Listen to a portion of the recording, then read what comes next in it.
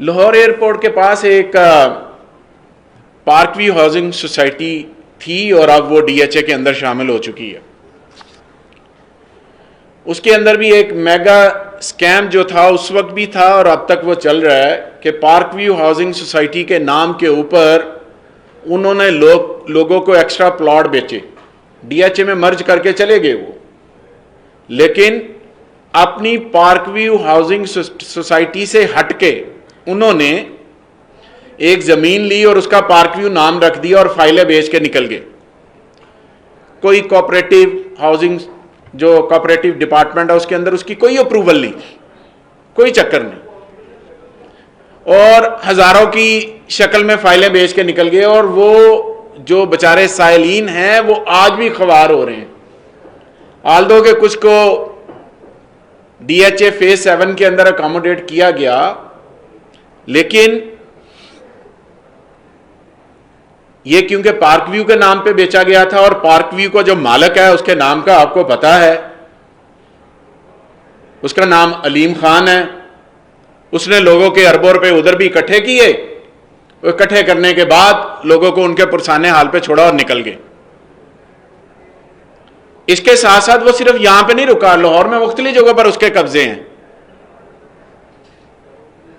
ये जो बड़ी बड़ी गाड़ियों में, बड़े बड़े जहाजों में गरीब आदमी को मुतासर करने के लिए फिरते हैं, इनके अपने मामलात इस तरह के। डीएचए के अंदर एक नेशनल स्कूल है बरकी रोड के ऊपर, डीएचए नहीं है, बरकी रोड के ऊपर। उस नेशनल स्कूल की जमीन जो अंदर डाली है वो भी कब्जे पे है और शाहिद भट्ट साहब हैं उधर। वो पिछले 2 सालों से ओवरसीज पाकिस्तानी है और 2 सालों से रोला डाल रहे हैं। अदालत से स्टे लिया, उस स्टे के बावजूद उसकी जमीन छोड़ने को तैयार नहीं है। और उस वक्त जब उन्होंने शिकायत की तो फेडरल लेवल से किसी का फोन आया कि जनाब इसको नहीं छेड़ना। उस वक्त पंजाब के अंदर उनकी हुकूमत थी। इन्होंने तो ऐसा भी किया है, हमारे एक दोस्त हैं, उन्हें कोई जमीन चाहिए थी, ख्वाजा साद रफीक साहब मेरी बात की जरूर तस्दीक करेंगे, अलीम खान साहब और इनके बहनोई ने उनको जमीन बेची। ये सबूत के साथ बात कर रहा हूं, बगैर सबूत के बात नहीं करूंगा। जमीन बेची और ख्वाजा साद रफीक साहब के पास ये केस आया क्योंकि पैरागन के पास था, तो उन्होंने आके कहा जनाब आपने जमीन खरीदी है? उन्होंने कहा खरीदी है। उन्होंने कहा जनाब जिनसे खरीदी है उनको मरे हुए इतना साल हो गया, ये सारे अंगूठे जाली हैं जो अलीम खान ने और इसके बिनोई ने लगवा के दिए। यानी कि उनकी दौलत की जो हवस है वो कम नहीं होनी, वो आगे की तरफ जानी है। और फिर जिस तरह से उन्होंने पैसे लेने थे वो ले लिए। खैर, तगड़ा आदमी फिर तगड़े से ले ही लेता है, जो उससे सवा शेर होता है। अब आ जाते हैं रिवर एज की तरफ। टोटल जमीन, एलडीए का स्टाफ यहां पर बैठा हुआ है, मैंने पीछे भी आपसे बयान किया कि यह 765 कनाल के ऊपर सोसाइटी अप्रूव हुई थी 2006 के अंदर। 2010 में इसने ले ली अलीम खान ने। अब इसने किया क्या, वो कारनामे मैं गिनवा दूं ताकि लोगों को पता चले कि ये जो कारनामे हैं ये कर क्या रहे हैं। पहला कारनामा, मेन रोड के ऊपर जब आप रिवर एज के अंदर दाखिल होते हैं, जो अप्रूव्ड प्लान है, और अप्रूव्ड प्लान भी मेरे पास मौजूद है, मैं आपको दिखा देता हूं जी। ये अप्रूव्ड प्लान है एलडीए का 2006 का, ये अप्रूव्ड प्लान। वो पीछे एलडीए के बंदे भी बैठे हुए हैं, स्टाफ भी बैठे। इसकी मेन रोड के ऊपर कनाल के 20 प्लॉट हैं जब आप दाखिल होते हैं लेफ्ट साइड पे, कभी आप गए हो तो। मसूफ ने क्या किया कि उन प्लाटों में से लोगों का एक कनाल 20 मरले पर होता है, उस प्लान को अमेंड किया, उसमें से 2-2 मरले निकाले और 2.5 कनाल के ऊपर अपने अब्बा जी के नाम पर मस्जिद बना दी। लोगों की जमीन मास्टर प्लान एलडीए ने मंजूर किया और अमेंड करके जिसकी 1 कनाल थी उसको 18 मरले दे रहे हैं। जाके साइज ले रहे हैं। मेरी बात को चैलेंज कर दें, मुझे कह दें मैं ठीक बात नहीं कर रहा, नहीं तो मौके पे चले चलते हैं। अब्बा जी के नाम पे मस्जिद बना दी। और जो मस्जिद और स्कूल और सड़कों की जगह होती है वो एलडीए के पास होती है, उसकी रजिस्ट्री एलडीए के पास करते हैं, आप सारे रिपोर्टर्स को पता। मस्जिद और स्कूल की जगह पर कमर्शियल प्लाट बना दिए। मैं मस्जिद की जगह जहां पे मस्जिद होनी चाहिए थी वहां पे कमर्शियल प्लाट काट दिए, जहां पे स्कूल होना चाहिए था नक्शे के अंदर, जो कि है नक्शे के अंदर, इस नक्शे के अंदर जहां पे मस्जिद है, जहां पे स्कूल है, उन्होंने कमर्शियल प्लाट काट दिए और लोगों की जमीन कम करके अब्बा जी के नाम पे वहां पे मस्जिद बना दी स्वाब की नीयत से। आगे आ जाए, कब्रिस्तान की जगह थी 10 कनाल 75 मरले, वो भी कमर्शियल करके बेच गया। अप्रूव सोसाइटी 765 कनाल की मैं बात कर रहा हूं, अभी मैं किसी और की बात नहीं कर रहा, रिवर एज की बात कर रहा हूं। पार्क व्यू का तो नाम ही ना लें, पार्क व्यू तो है ही नहीं। 10 कनाल 75 मरले कब्रिस्तान के ऊपर उसने कमर्शियल प्लॉट काट के बेच दिए कब्रिस्तान की जगह पे ऊपर।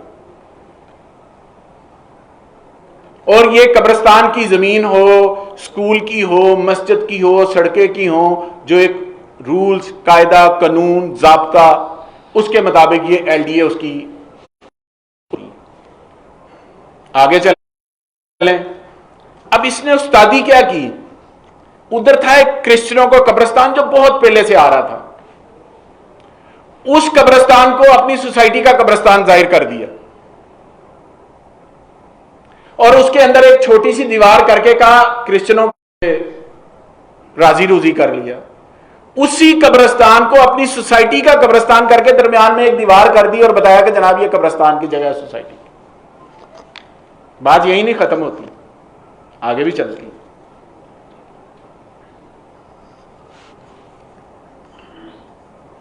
एक इसने सोसाइटी के अंदर, इस नक्शे के अंदर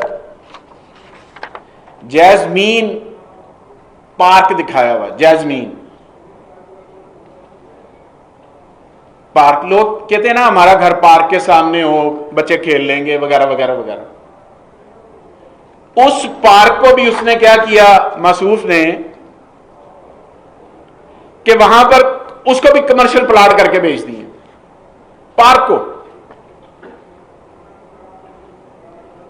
यानी कि आप अंदाजा करें कि ये सोसाइटी के कितने मोतबर शख्स हैं, कर क्या रहे हैं कि उस पार्क को इन्होंने कमर्शियल प्लॉट करके बेच दिए। आगे चलते हैं। उसके साथ एक छोटा प्लॉट था, पार्क था, छोटा पार्क, कुछ फासले पर, जो नक्शे में मौजूद है, इस मैप के अंदर मौजूद है, जो ओरिजिनल मैप, उसके ऊपर रेजिडेंशियल प्लॉट काट के बेच दिए। यानी कि अंधेर नगरी चौपट राज, जो दिल करे कर लो, जो दिल हो रहा है मैं कर रहा हूं, कोई पूछने वाला नहीं है।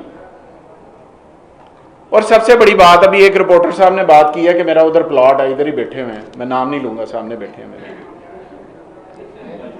कईयों ने मुझे कहा है, कईयों ने कहा, किसी ने कहा मेरी सिस्टर का प्लॉट है, किसी ने कहा मेरा प्लॉट है, किसी ने कहा यार मेरी जिंदगी की जमा पूंजी यही है और सानू प्लॉट नहीं मिलता पिया।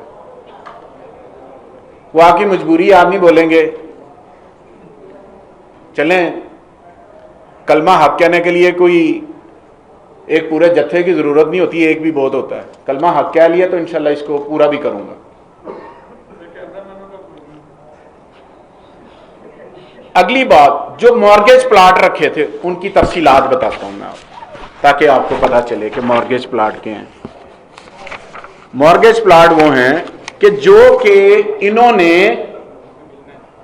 इसकी डेवलपमेंट मुकम्मल होने तक स्कूल, मस्जिद, सड़कें, सूवरेज, वाटर सप्लाई, ग्राउंड्स, उस वक्त तक वो रहन रखे जाते हैं एलडीए के पास। इसकी डिटेल आपको मिल जाएगी वेबसाइट के ऊपर भी। इन्होंने क्या किया कि जो टोपाज जो इसका ब्लॉक था और जिसके प्लॉट नंबर 1, 1, 9, 28, 30, 43, 49, 51, 53, 59, 62, 64, 67, 71, 75, 77, 143, 146, 208 वो भी बेच दी। ये मेरे पास रिकॉर्ड। मेरी बात ठीक नहीं है, कोर्ट ही चला जाओ या बैठ के बात कर लें। अगली बात, वो भी गैर कानूनी तौर पर बेच दिया। एक और बड़ा कारनामा इन्होंने किया, शाहपुर कांजरा का जो सरकारी रास्ता है, उस सरकारी रास्ते को अपनी सोसाइटी में शामिल कर लिया। सरकारी रास्ते को सोसाइटी में शामिल कर लिया और क्या किया, लोगों को कहा नहीं नहीं मैं तो सड़क वड्डी करना पिया, तुहाडे वास्ते तुसीं फिक्र ना करो, मैं तो सड़क वड्डी करना पिया। ये शाहपुर कांजरा के आगे जाकर जो इस नक्शे के मुताबिक, उन्हें तस्वीर और दिखाई और किया क्या कि लेफ्ट और राइट उसके कमर्शियल प्लॉट काट दिए, यानी कि सरकारी रास्ते के लेफ्ट और राइट प्लॉट काट दिए और उसका कोई चक्कर नहीं है कि जनाब उसकी कोई मंजूरी हो, कोई चीज हो। अगली बात, एलडीए ने जो नक्शा मंजूर किया उसके मुताबिक इसने अपना उसी के मुताबिक चीजें बेचनी थी, रखनी थी, प्लॉट थे, दूसरे मामलात थे। मसूफ ने क्या किया कि जो पार्किंग और सड़क थी उसको शामिल करके अपना दफ्तर बना लिया 2.5 कनाल के ऊपर, यानी कि सड़क और पार्किंग नक्शे के मुताबिक जहां जहां जो चीजें होंगी वो वहीं पर रहेंगी। लेकिन मसूफ ने यह किया कि अपना दफ्तर बनाना था 2.5 कनाल के ऊपर, तो 2-4 मरले के प्लॉट डाले, बाकी सड़क और पार्किंग जो कि नक्शे के मुताबिक वो अंदर डाली और डाल के वहां पर पूरा एक प्लाजा बना लिया। कोई जवाब हो तो मुझे बता दो। एक और इंतहाई शर्म का मकाम है, बहुत ही शर्म का मकाम है। एलडीए कुछ जगह किसी भी सोसाइटी के अंदर रिजर्व रखी जाती है, वहां पर एलडीए अपने मकासद के लिए इस्तेमाल करता है। हर सोसाइटी के अंदर मास्टर प्लान के रूल्स ऑफ बिजनेस के अंदर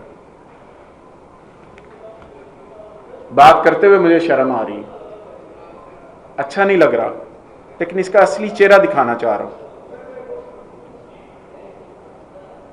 उस जगह पर जो तकरीबन 2.5 कनाल है, 3 कनाल है, अब्बा जी की कब्र बना दी। शर्म आ रही है मुझे बात करते हुए। रिजर्व जगह के ऊपर अपनी सोसाइटी में कोई ऐसी जगह नहीं मिली जहां पर कर सके, जो एलडीए की जगह है उस पर बना दिए। आगे आ जाते हैं। पाकिस्तान के स्कैंडलों में एक सबसे बड़ा स्कैंडल ईओबीआई का है, सबसे बड़ा स्कैंडल, जिसमें गरीबों के, मजदूरों के, बेवाओं के, यतीमों के, मस्कीनों के, उनके पैसे हैं ईओबीआई के अंदर, जहां से उनको स्टाइपेंड मिलता है, जहां से उनकी पढ़ाई जाती है, जहां पे उनका स्कॉलरशिप जाता है, जहां पे उनकी पेंशन जाती है। इतना बड़ा स्कैम है, उसकी मैं डिटेल थोड़ी बता देता हूं ताकि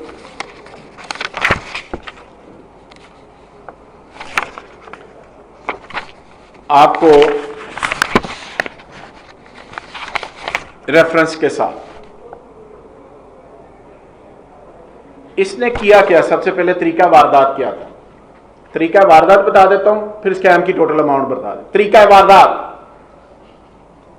तरीका वारदात ये है कि ईओबीआई के अंदर अरबों रुपए पड़े हुए हैं गरीबों के, जो हर महीने उसका एम्प्लॉयर उसके इवज जमा करवाता है और वो उनके पास जाता है। इसको पता चला कि वहां पर पैसे पड़े हुए हैं। इसने उस वक्त के चेयरमैन जो उस वक्त ईओबीआई का था उसके साथ गठजोड़ किया। गठजोड़ करने के बाद इसने 712 के करीब 5 मरले के प्लॉट 100 के करीब कमर्शियल प्लाट, जो रिवर एज है, मेरी बात गौर से सुन, जो रिवर एज है उसके प्लाट दिखाए, उसके इवज इसने बेचे, उनको पैसे लिए, पैसों की मालियत जो उस वक्त थी वो 1 अरब थी, दिए 2.5 अरब में। वो भी अखबारात में जो इन्वेस्टिगेटिंग रिपोर्टर है उन्होंने छापा हुआ है, वो मेरे पास सारा कुछ पढ़ा हुआ। अदालत में भी बताया गया कि प्लॉट 1 अरब के थे, दिए इसने 2.5 अरब के मुकमका करके, और वो प्लॉट जो थे, वो जो प्लॉट थे वो दिए रिवर एज सोसाइटी के, जो कि 765 कनाल मंजूर थी। लेकिन किया क्या कि जो दरिया का अंदर वाला इलाका था जहां पर आप जा ही नहीं सकते, जमीन उधर की दे दी। तरीका है वारदात कि दे दी जाके जमीन के अंदर, वो दरिया के अंदर, और दिखाए ये, और फिर और उस पे आईडीए की तो मंजूरी है कोई नहीं, उसकी 765 कनाल जो सेनेटर अमार ने बनाई उसके बगैर कोई मंजूरी नहीं है। दोस्त आगे मुझे पूछ रहे थे, 1 इंच की मंजूरी ना है ना पेंडिंग है, क्योंकि वो 2004 के मास्टर प्लान के मुताबिक वहां पर कुछ बन ही नहीं सकता, और ये दरिया के अंदर चला गया, जो दरिया जहां सैलाबी रेला आता है उसके अंदर चला गया। और इसने वारदात डाली EOBI के बंदे के साथ मिलके, और केस अदालत में चला गया और वहां पर स्टे है। और उस पैसे से इसने गुलबर्ग के अंदर और इस्लामाबाद के अंदर जमीनें खरीदी, गरीबों के पैसे, वो वहीं के वहीं, और अदालत से तगड़ा वकील करके स्टे ले लिया, और स्टे में पड़ा हुआ मामला। आगे जाके मैं कुछ गुजारिशात करूंगा अपने इदारों से as a citizen of Pakistan. अब वो उस वक्त के आज से 13-14 साल पहले के पैसे, अरबा रुपए, और आज के लिहाज से कितने बनते हैं, ये तो अदालत ने फैसला करना है। आगे आ जाते हैं।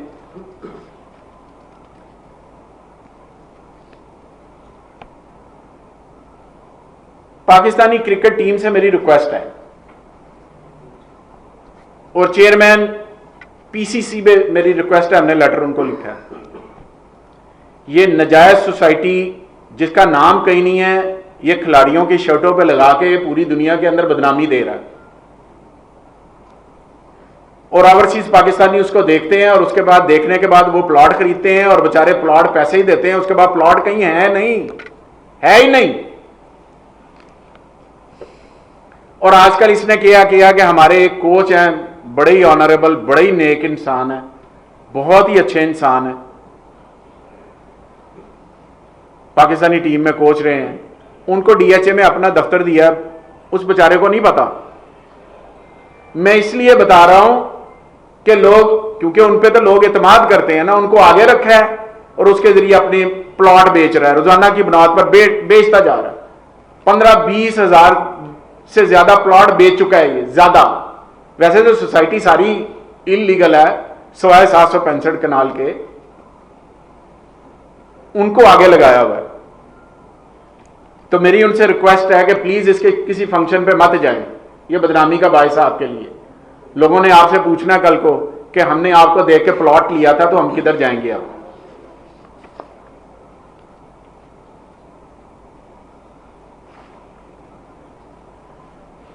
अगला एक खौफनाक स्कैंडल इसी का, इसका कोई घर, कोई गाड़ी, कोई दफ्तर, कोई मकान, कोई फार्म हाउस ऐसा नहीं है जो बैंक प्लज नहीं है। इसकी क्या वजूहात होती हैं? वजूहात ये होती हैं कि जिन्ना कि तुसी पैसा इकट्ठा कर सकते हो उन्ना कर लो, बाहर भेज दो, बाद चो बैंक डिफॉल्ट होए तो आप बाहर निकल जाओ, और जिन्होंने प्लाट है वो यहां पे मांगते फिरेंगे। और जो रिवर एज है ना, जो मैं अगली बात आपसे करने जा रहा हूं, ये खौफनाक है। जो रिवर एज सोसाइटी बनी है, जितने भी यहां पर दोस्त जिन्होंने प्लॉट लिए हुए हैं, उनको एक फॉर्म मिला हुआ है। एम आई राइट जी? फॉर्म के ऊपर है, जमीन आपके नाम नहीं है। अलॉटमेंट लेटर, वो जमीन इसकी कंपनी के नाम है, उस जमीन को रहन रख के बैंक के पास 20-25 अरब रुपया ले गए हुए। आपका तो ना आपका मकान है, मकान आपकी ईंटें ऊपर पड़ी हैं, जमीन जो है वो कंपनी के नाम है इसकी, और जो मकान है वो बेचारा कागज पे फॉर्म पे लेके फिर रहा है, और 20-25 अरब रुपया वो ले गए हैं। सिल्क बैंक है, HBL है, बैंक अल्फला है, अभी ताजा ताजा इन्होंने अपने CEO के नाम पे HBL से कुछ 6 से 7 अरब रुपया लिया। स्टेट बैंक ऑफ पाकिस्तान को चाहिए कि मामले को देखे, EOBI के मामले को भी देखें। इनकी तो नेशनैलिटी तकरीबन बाहर की हो गई है, इन्होंने बाहर निकल जाना है। मैं ये बातें सीरियस कर रहा हूं, आज मैं कर रहा हूं, कल आप खुद इसको तस्दीक करेंगे कि मैंने बात ठीक की है।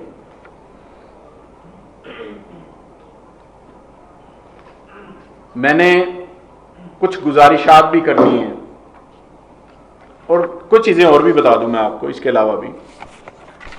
ये EOBI के जो टोटल इसमें वैल्यू है वो तकरीबन कोई जो टोटल घपला हुआ, स्कैंडल हुआ, वो यहां पर मेरे पास कोई आया 34 अरब रुपए का, इससे भी ज्यादा का है। और ये रिपोर्ट है, और इस रिपोर्ट के अंदर है कि 1 बिलियन की जमीन 2.5 बिलियन में बेची है और उसके ऊपर भी स्टे है। ये देख लिया, कोई नहीं पूछ। आप एक काम करें, सबके पास स्मार्टफोन है, गूगल पे जाएं, वहां पे मैसेज करें, आपको इस मैसेज के जरिए गूगल पे जो वॉइस मैसेज करते हैं सारी डिटेल आ जाएगी। आप नाम लिखें, आपको पता चल जाएगा, सारी डिटेल पड़ी। इस्लामाबाद का केस अगली प्रेस कॉन्फ्रेंस में बताऊंगा कि इस्लामाबाद में क्या किया है, वो बताऊंगा। कुछ और चीजें मैं आपको बता दूं। ये FIR की डिटेल है, पहले मैंने आपको बताई थी पार्क व्यू एयरपोर्ट वाली, ये रिवर एज वाली है, और ये 6 FIR हैं इसके ऊपर, इसकी सोसाइटी के ऊपर। वहां पे इक़दाम कत्ल के थे, यहां पे कब्जे के हैं। ये 6 FIR है। FIR पढ़ दूं, 83/2013 थाना चूंग,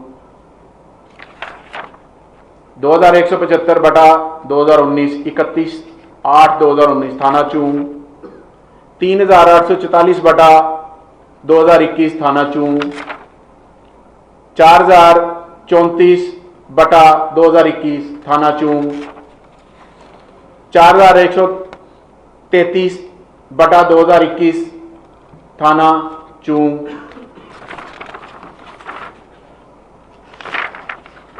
मुकदमा नंबर 1055/2013 थाना चूंग। ये डिटेल है, ये शुरफा है हमारी सोसाइटी। लोगों की जमीनों के ऊपर मस्जिद बना के कहते हैं कि जनाब हमने बड़ा नेक काम किया। कोई खराती अदारा बना के कहते हैं कि जनाब हमने खराती अदारा बना दिया है, वो सारे गुनाह बख्शे जाएंगे। ये है।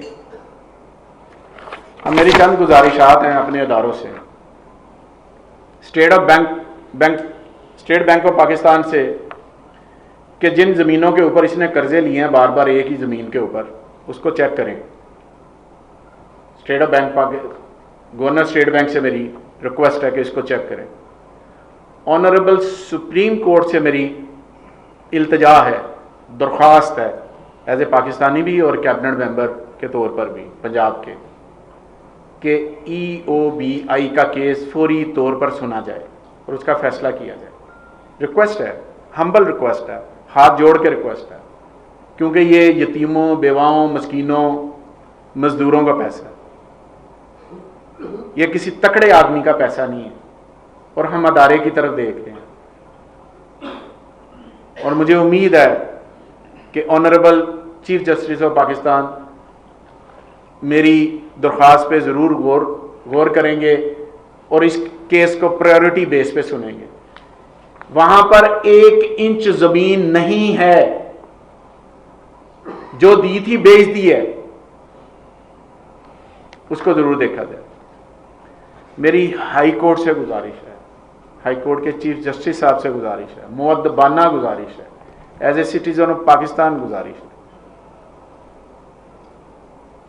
कि प्लीज इस केस को जल्दी सुना जाए। जो एलडीए वर्सेस रिवर एज है, जिसके ऊपर इसने स्टे ले के सारी डेवलपमेंट की हैं, मेरी रिक्वेस्ट है इसको सुना जाए, हमदर्दाना गौर किया जाए कि गरीब आदमियों का ये 100 अरब 150 200 अरब रुपए का मसला है, 200 अरब रुपए का मसला है। प्लीज इसको सुना जाए और इसका फैसला किया जाए प्रायोरिटी बेस के ऊपर। किसी ऑफिसर ने किया है तो उसको लटका दिया जाए चौक में। अगर इन्होंने नाजायज किया है तो फिर इंसाफ किया जाए। मैं अपने अदारे एलडीए को तहफ्फुज नहीं दे रहा, किसी ऑफिसर ने किया है तो उसको लटका दिया जाए। अगर इन्होंने किया तो फिर इंसाफ किया जाए। एक और मेरी रिक्वेस्ट है, नैब ने इनको एक नोटिस भेजा था 2018 में। मेरी गुजारिश है आपसे, ये नोटिस है, गुजारिश कि आपने नोटिस भेजा, इस नोटिस का क्या हुआ? पार्क व्यू के हवाले, पार्क व्यू है नहीं, रिवर एज है। मेरी रिक्वेस्ट होगी आपसे, डीजी साहब से, चेयरमैन नैब से, प्लीज इस मामले को देखें। यहां पर लोग बेचारे इन माफिया के खिलाफ डरते मारे नहीं बोलते हैं, जो बोलते हैं उनको माइनस करते हैं। ये जब भी दुनिया के अंदर कोई बंदा किसी गलत काम के खिलाफ खड़ा हुआ है तो उसको माइनस किया जाता है, क्योंकि ये ताकतवर है, ये माइनस करने की कोशिश करते हैं। पहली बात है कोई बोलता नहीं है, अगर कोई बोलता है तो उसको माइनस करते हैं, उस पर गंद फेंकते हैं। मेरी आपसे इन तमाम अदारों से रिक्वेस्ट है कि प्लीज ये स्पेशली पंजाब की 12 करोड़ आवाम आपकी तरफ देख रही है कि आप मेहरबानी करें और इन मामलात को देखें। बहुत शुक्रिया, थैंक यू। ये बताइएगा कि आपने अच्छी बात की कि आपने बताया है,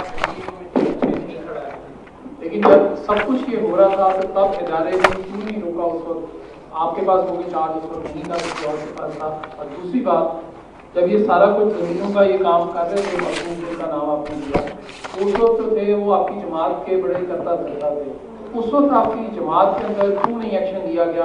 तब रोकने के लिए क्यों नहीं इंतजाम किए गए? दो पार्ट हैं आपके सवाल के। पहला पार्ट ये है कि एलडीए ने क्या किया। एलडीए ने उधर अपना डायरेक्टर भेजा, इन्होंने उसको मारा, वो मुल्क से बाहर भाग गया और कोर्ट से जाके स्टे ले आया। स्टे का मतलब होता है आप एक ईंट ना आप लगाएंगे ना दूसरा कुछ करेगा। इन्होंने स्टे के बावजूद वहां पर जमीनों के ऊपर हल चला के लोगों के साथ बदमाशियां करके सरकारी जमीनें अपने आप में डाल के इरिगेशन की जमीन डाली, सरकार की जमीन डाली, फॉरेस्ट की जमीन डाली, क्रिश्चियनों के कब्रिस्तान की जमीन डाली और सोसाइटी बना दी। और स्टे के दौरान की है। इंक्वायरी होनी चाहिए कि क्या स्टे के दौरान काम हो सकता है। गूगल मैप के जरिए आपको आज की खबर हो, आज से 5 साल पहले की, 10 साल पहले की तस्वीरें मिल जाती हैं। अगर मैं इल्जाम लगा रहा हूं मुझे कोर्ट में ले जाओ।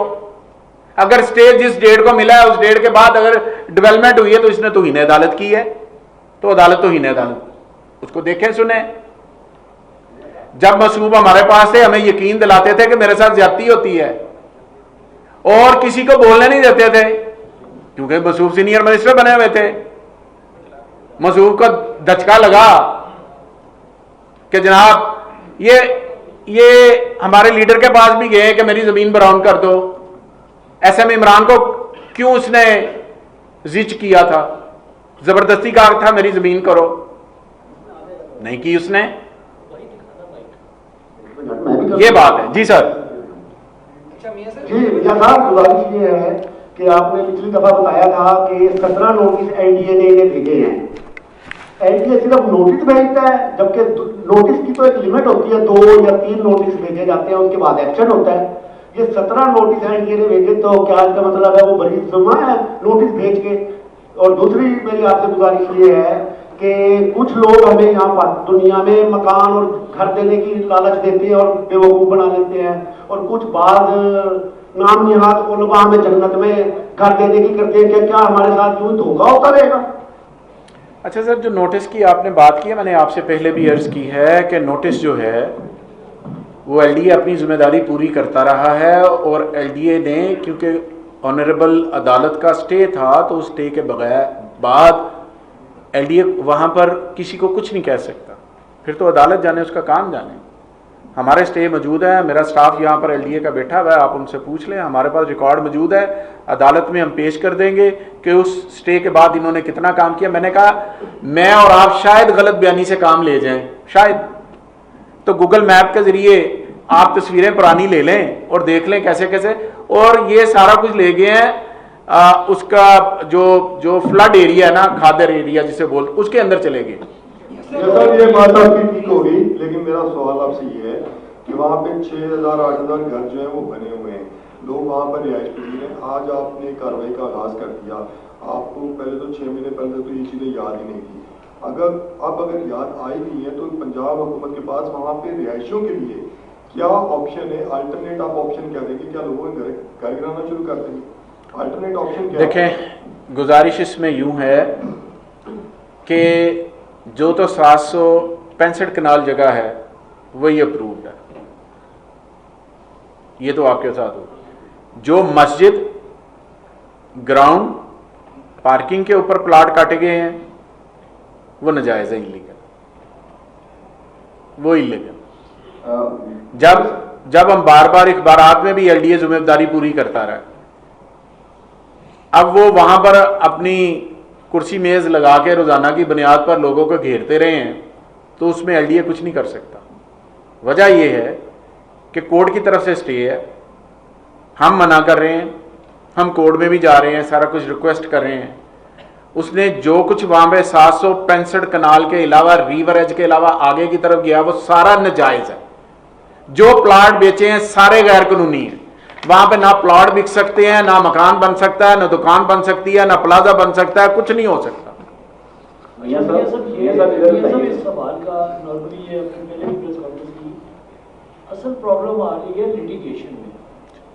लिटिगेशन में जो प्रोसिक्यूशन है उसके वकला इंतहाई कमज़ोर है, जबकि दूसरी तरफ जिस पार्टी को आप अक्यूज कर रहे हैं उन्होंने पाकिस्तान के ताकतवर तरीन वकला सामने खड़े किए हुए हैं। और उसी वजह से जो, अगर आपकी ये स्टोरी को मान लिया जाए तो जो स्टे ऑर्डर्स मिलते हैं वो पाकिस्तान के ताकतवर तरीन वकला जाके ले रहे हैं।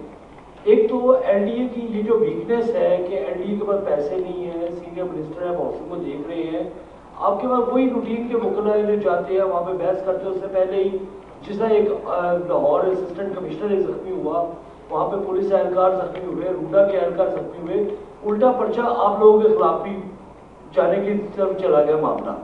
एक तो ये बताएं कि लिटिगेशन में जो, प्रोसिक्यूशन में जो कमजोरियां वो कहाँ पर है, और दूसरा पार्क व्यू हाउसिंग सोसाइटी तो उस जमाने का मामला है जिस जमाने में परवेज इलाही साहब 2005-6 में भी यहाँ झगड़ा हुआ।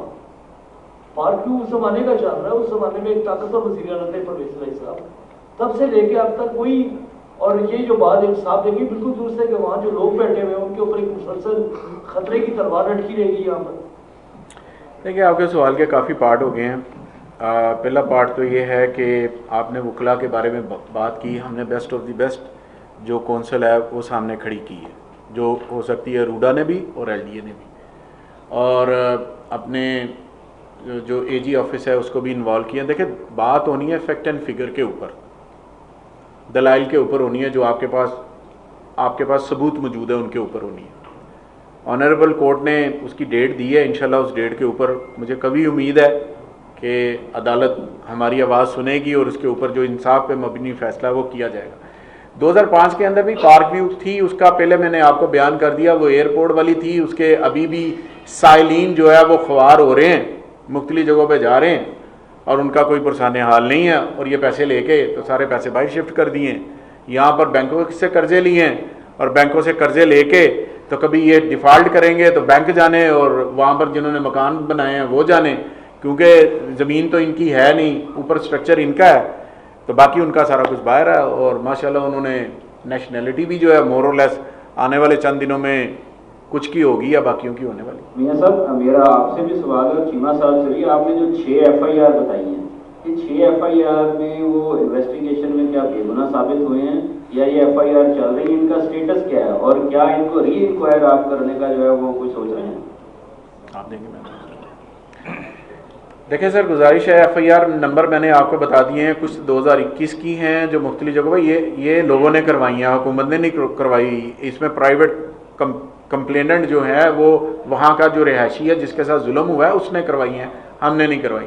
हमारे दौर में जब इन्होंने AC को मारा है तो AC ने FIR करवाई है या रूडा वालों ने FIR करवाई है।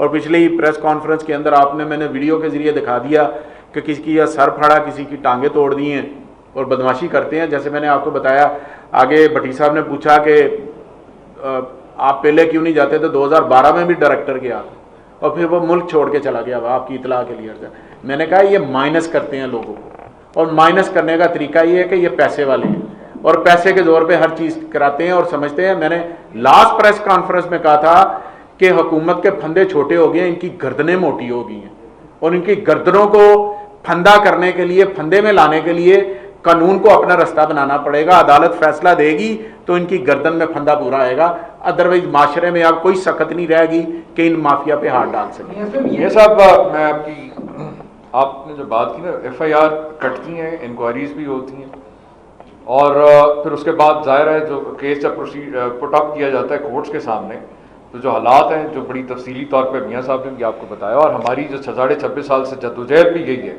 कि एक इंसाफ का निज़ाम कायम किया जाए जिसमें ताकतवर और कमज़ोर के लिए जो है बराबर का कानून हो। तो इस हवाले से जो मामलात हैं बड़ा तफसीली तौर पे मियाँ साहब ने आपको बताया है, और मज़ीद भी जो इसके अंदर आगे जो कार्रवाई हो सकेगी कानून के मुताबिक उसको हम इंश्योर करेंगे। इसमें मैं आपके सवाल का एक और देखें, जब प्राइवेट कंप्लेनेंट आता है तो ऑब्वियसली वर्सेस वो होता है आईओ के पास, उसमें गवर्नमेंट नहीं होती। वो क्या उनके साथ ये सेटल करते हैं, आउट ऑफ कोर्ट करते हैं, आउट ऑफ थाना करते हैं, किसी को कैसे करते हैं। हालांकि उसके ऊपर 302 की FIR भी है, डायरेक्ट भी है। अगली मेरी प्रेस कॉन्फ्रेंस होगी इस्लामाबाद के हवाले से, इंशाल्लाह वो भी मैं करके बताऊंगा कि वहाँ पे पार्क व्यू क्या है और उसने क्या किया हुआ है। वो तमाम चीज़ें मेरे पास आ चुकी हैं और इंशाल्लाह ताला अगली प्रेस कॉन्फ्रेंस में आपको मैं बताऊंगा और इनका असली भयानक खौफनाक मकरू चेहरा जो है वो आपके सामने मैं। शुक्रिया। ये बता दें, इनको गिरफ्तार जो है हुकूमत आपकी है, इनको गिरफ्तार करने का कोई प्लान है आपका? क्योंकि हजारों लोग हैं, मुतासरीन हैं, आप इनकी FIRs भी हुई हैं, तो गिरफ्तारी जो है कब? मैं आपके कैमरे के तवज्जुह से एक बात करूंगा तमाम मुतासरीन से कि अपनी अपनी कंप्लेंट LDA के अंदर जमा करवाएं ताकि आपके केस को फिर हुकूमत देख सके। अगर आप केसेस जमा नहीं करवाएंगे तो ये इसी तरह ही रहेगा। और मैं आपको बता रहा हूं कि इनसे आपको पैसे लेने पड़ेंगे। वहां पर जो इन्होंने जमीनें काट के प्लॉट बेचे हैं वो सारे नाजायज हैं, इलीगल है, बल्कि आपकी जमीनों को बैंकों के पास रहन रखा के ऊपर आपका मकान बना हुआ है, वो आपका मकान नहीं है। मैं आपको बार बार कह रहा हूं, मेरे से इस बात की तस्दीक करवा लें, साइन अंगूठे करवा लें, वहां पे कुछ भी नहीं, आपकी 4 ईंटें हैं। तो ये परेशानी का बायस है। आप मेहरबानी करके अपने जो क्लेम्स हैं वो LDA के अंदर, मैं LDA को डायरेक्शन दे देता हूं, स्पेशल नंबर दे देता हूं, उस नंबर के ऊपर WhatsApp के जरिए और LDA में बाकायदा तौर पर जाके अपनी जमा